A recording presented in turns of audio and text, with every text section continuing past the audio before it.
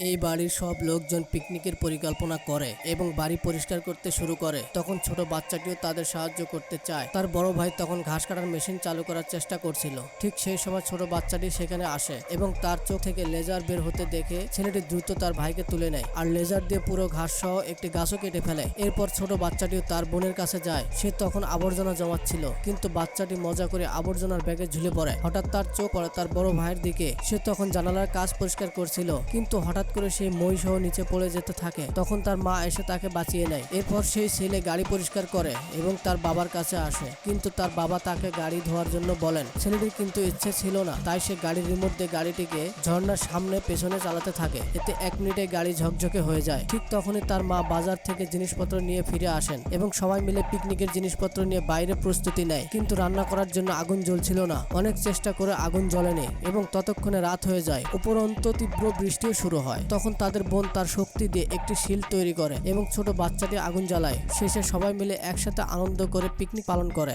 বন্ধুরা, এমন আরো ভিডিও পেতে চ্যানেলটি অবশ্যই সাবস্ক্রাইব করে রাখুন।